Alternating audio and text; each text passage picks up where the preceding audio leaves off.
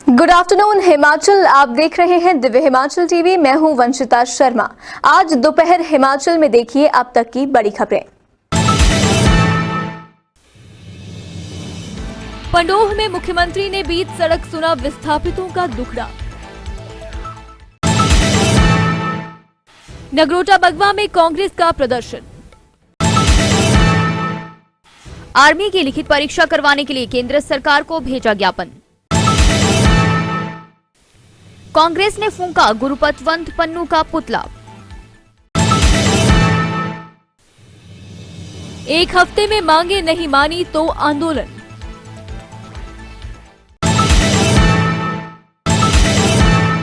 मुख्यमंत्री जयराम ठाकुर के काफिले को सोमवार को सिराज विधानसभा क्षेत्र के प्रवेश द्वार पंडोह सावला में रुकवाकर पंडोह डैम विस्थापित कल्याण समिति ने मुख्यमंत्री का भव्य स्वागत किया। समिति के सैकड़ों लोग उस वक्त सन्न रह गए जब मुख्यमंत्री जयराम ठाकुर ने बीच सड़क में ही विस्थापितों को अपनी समस्या रखने के लिए कहा। उन्होंने बताया कि पंडोह डैम विस्थापित केवल जमीन के बदले जमीन की मांग करते हैं। भाटिया ने बताया कि पंडोह डैम के विस्थापित 450 परिवार में करीब 165 ऐसे परिवार हैं जिन्हें 1 इंच जमीन नहीं मिल पाई है। वे आज भूमिहीन होकर अवैध कब्जाधारी बने हुए हैं। इनमें से सिराज विधानसभा क्षेत्र से 35 परिवार शामिल हैं। मुख्यमंत्री ने आश्वासन दिया कि यदि पंडोह डैम से विस्थापित हुए लोगों को सच में जमीन नहीं मिली है और वह लैंडलेस हैं, तो उन्हें उनके हक जरूर मिलेंगे। हमारा एक ही मुद्दा है कि जमीन के बदले जमीन नहीं मिली, 1 इंच जमीन नहीं मिली हमारे को, तो वो जमीन मिले बस, और कोई मांग नहीं। मिसले है सर, कुछ मिसले पेंडिंग है सर, वो मिसले भी और ज्यादा हम सर आपकी कंस्टिट्यूंसी के लोग हैं। कितने परिवार हैं? हमारे सर 450 थे, उस 450 में से 60 परिवार ऐसे हैं जिनको 1 इंच जमीन नहीं मिली है, और उन 60 में से 35 आपकी कंस्टिट्यूंसी के लोग हैं। हम यहाँ बसे हुए इधर उधर, जिसको फॉरेस्ट इनक्रोचर बोलते हैं सर, और हमारे को आपसे बड़ी उम्मीद है सर, प्लीज यथासंभव जो भी किया जा सकता है, जो किया जा सकता है। Thank you. पंडोह डैम विस्थापित कल्याण समिति का प्रतिनिधिमंडल आज प्रदेश के यशस्वी मुख्यमंत्री ठाकुर जयराम जी से उनके विधानसभा क्षेत्र के मुख्य द्वार पर मिला। विस्थापितों की एक ही मांग है कि हमें ज़मीन के बदले ज़मीन दी जाए, क्योंकि बहुत सारे ऐसे परिवार हैं जिनको 1 इंच ज़मीन अब तक नहीं मिल पाई है, जो फॉरेस्ट इनक्रोचर के रूप में पहचाने जाते हैं। विस्थापित यूनियन के सभी लोगों ने मुख्यमंत्री महोदय से करबद्ध निवेदन किया है कि हमें ज़मीन के बदले ज़मीन मिले, ताकि हम विस्थापित नहीं स्थापित के रूप में पहचाने जाएं। ठाकुर जयराम जी ने, जो प्रदेश के माननीय मुख्यमंत्री हैं, उन्होंने विस्थापितों की मांग को बड़ी तवज्जो देते हुए आश्वासन दिया कि आपकी जो ज़मीन का मसला है, इसे देखते हुए इसके समाधान के प्रयास किए जाएंगे। विस्थापित कल्याण समिति पंडोह माननीय मुख्यमंत्री के प्रति आभार व्यक्त करती है और उम्मीद करती है कि पंडोह डैम विस्थापितों को ज़मीन के बदले ज़मीन मिलेगी और इनकी समस्याओं का समाधान मुख्यमंत्री अपने कार्यकाल के दौरान ही पूरा करेंगे। इसी के साथ समिति माननीय मुख्यमंत्री का हार्दिक अभिनंदन और स्वागत करती है। महंगाई, बेरोजगारी, आंतरिक सुरक्षा तथा हाल ही में पुलिस भर्ती पेपर लीक मामले को लेकर आज नगरोटा बगवा कांग्रेस ने सड़क पर उतरकर सरकार के विरोध में जमकर नारेबाजी की। ब्लॉक अध्यक्ष मान सिंह के नेतृत्व में कांग्रेस ने पुराना बस अड्डा परिसर में इकट्ठे होकर नारेबाजी की तथा प्रदेश सरकार को हर क्षेत्र में विफल बताया। इस दौरान कांग्रेस कार्यकर्ताओं ने प्रदेश सरकार का पुतला भी जलाया। उधर बढ़ती महंगाई और बेरोजगारी पर नगरोटा बगवा आम आदमी पार्टी ने भी मंडल अध्यक्ष नवनीत गोस्वामी की अगुवाई में राज्यपाल को ज्ञापन भेजा। नगरोटा ब्लॉक कांग्रेस कमेटी ने यहाँ पर प्रदर्शन किया है बीजेपी सरकार के अगेंस्ट। तो इसका मुख्य कारण ये है कि बीजेपी सरकार ने आज दिन तक जो भी काम किए हैं वो बिल्कुल जन विरोधी काम है, क्योंकि हाल ही में जो पुलिस में भर्ती हुई थी, जिसका कि रिजल्ट में निकला, बच्चों ने ग्राउंड क्लियर किया, लेकिन दुर्भाग्य की बात है कि उस जो हमारा टेस्ट था उसको सरकार ने बिल्कुल रिजेक्ट कर दिया और उसको कहा कि इस जो हमारा इसका टेस्ट है वो दोबारा होगा। ये बड़े अफसोस की बात है कि इतने बच्चों ने टेस्ट दिया, मेहनत की, और सरकार पर इसमें कोई पकड़ नहीं है। साथ ही हाल ही में कल ही जो हमारा विधानसभा तपोवन में धर्मशाला में हमारा कम्प्लेक्स है, तो विधानसभा में वहाँ पर खालिस्तान के झंडे लगाए गए, वहाँ पर मेन गेट पर झंडे लगाए गए, पेंटिंग की गई जाके साथ ऐसा लगता है, पोस्टर लगाए गए, उससे ऐसा लगता है कि सरकार नाम की कोई चीज़ नहीं है।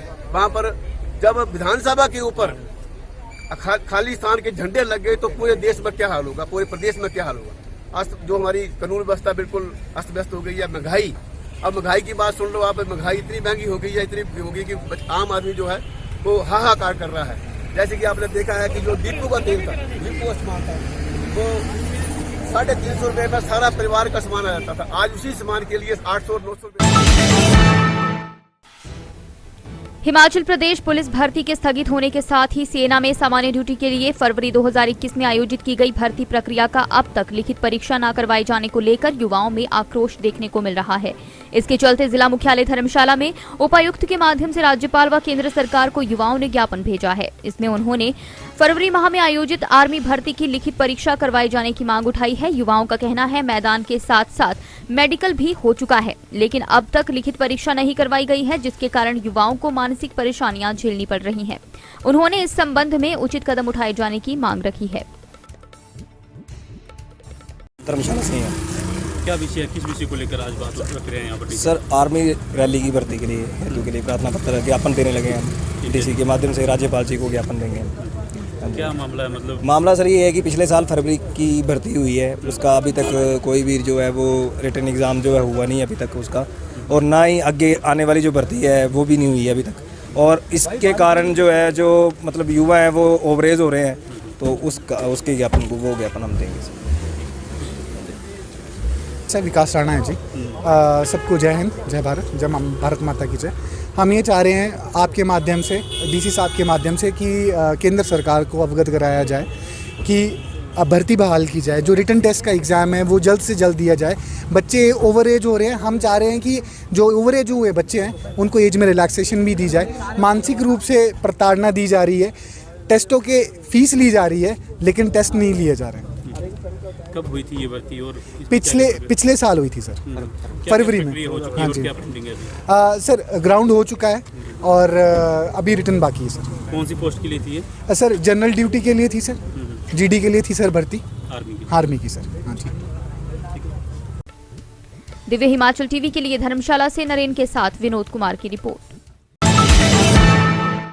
हिमाचल प्रदेश की दूसरी राजधानी धर्मशाला स्थित विधानसभा परिसर के मुख्य द्वार पर खालिस्तान के झंडे लगने के मामले में धर्मशाला ब्लॉक कांग्रेस ने शहीद स्मारक के गेट के बाहर गुरपतवंत पन्नू का पुतला जलाया। साथ ही खालिस्तान मुर्दाबाद के नारे लगाते हुए कड़ा आक्रोश जताया है। इस पूरे प्रकरण में प्रदेश की सत्तासीन भाजपा सरकार और सुरक्षा एजेंसियों की कार्यप्रणाली पर सवाल उठाए हैं। ब्लॉक कांग्रेस ने पुतला जलाते हुए इस तरह की घटनाओं को कतई बर्दाश्त नहीं करने की भी बात कही है। रिपीट।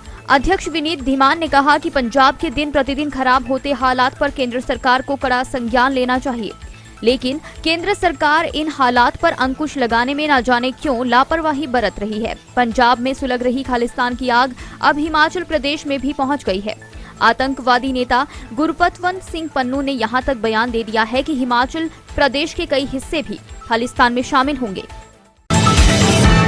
राज्य स्वास्थ्य समिति अनुबंध कर्मचारी संघ हिमाचल प्रदेश ने सरकार द्वारा स्थायी नीति बनाने के लिए बनाई 5 सदस्यीय कमेटी पर 3 माह के अंदर वादे अनुसार ड्राफ्ट नहीं बना पाने का आरोप लगाया है। राज्य स्वास्थ्य समिति एनएचएम अनुबंध कर्मचारी संघ जिला मंडी के महासचिव नवनीत गुलेरिया ने बताया कि स्वास्थ्य मंत्री राजीव सहजल व स्वास्थ्य सचिव की अध्यक्षता में 3 फरवरी 2022 को हिमाचल प्रदेश सचिवालय में एनएचएम संघ व सरकार के मध्य एक वार्ता एनएचएम कर्मचारियों के अनिश्चितकालीन हड़ताल करने के दौरान हुई थी। स्वास्थ्य मंत्री व स्वास्थ्य सचिव ने एनएचएम के कर्मचारियों के लिए स्थायी नीति का ड्राफ्ट तैयार करने के लिए मिशन निदेशक की अध्यक्षता में एक 5 सदस्यों की कमेटी का गठन किया था। आश्वस्त किया गया था कि जब तक रेगुलर नहीं तब तक रेगुलर पे स्केल देने का वादा किया था। उन्होंने कहा कि 1 हफ्ते के अंदर सरकार मांगों को पूरा नहीं करती है तो आने वाले समय में कलम छोड़ो आंदोलन करेंगे और सड़कों पर उतरकर धरना प्रदर्शन करने से भी गुरेज नहीं करेंगे। जी, मैं नवनीत गुलेरिया, महासचिव राज्य स्वास्थ्य समिति अनुबंध कर्मचारी संघ जिला मंडी। जैसा कि प्रदेश सरकार के साथ हमारी वार्ता सचिवालय के अंदर माननीय हेल्थ मिनिस्टर महोदय के साथ एक बैठक हुई थी 3 फरवरी को। उसमें उन्होंने कहा था कि 3 महीने के अंदर अंदर हमारे लिए HR पॉलिसी लेके आएंगे, लेकिन मैं कहूँगा दुर्भाग्यवश सरकार ने केवल मात्र 2 मीटिंगें, एक हमारी कमेटी गठित हुई तो उसको 8 मार्च को हुई, उसमें 2 ही बैठकें हुई और अभी तक सरकार ने HR पॉलिसी नहीं लेके आए हैं और उसका ड्राफ्ट तक तैयार नहीं हो पाया है।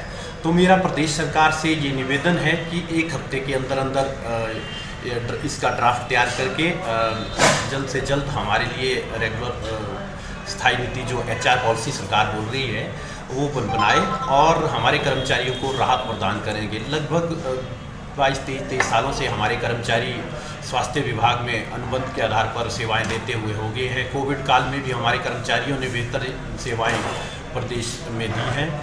तो इनको मद्देनजर रखते हुए मैं दोबारा एक बार आपके माध्यम से चेताना भी चाहूँगा सरकार को कि सरकार इसमें जल्द से जल्द कदम उठाए और हमारे लिए HR पॉलिसी लेके आए।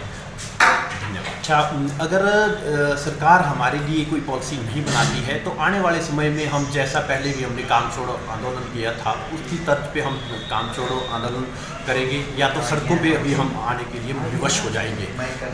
हम नहीं चाहते कि सरकार के साथ हमारा टकराव हो, पर अगर सरकार टकराव ही चाहती है तो फिर हम टकराव के लिए भी तैयार हैं। आज दोपहर हिमाचल में आज के लिए बस इतना ही। देखते रहिए दिव्य हिमाचल TV।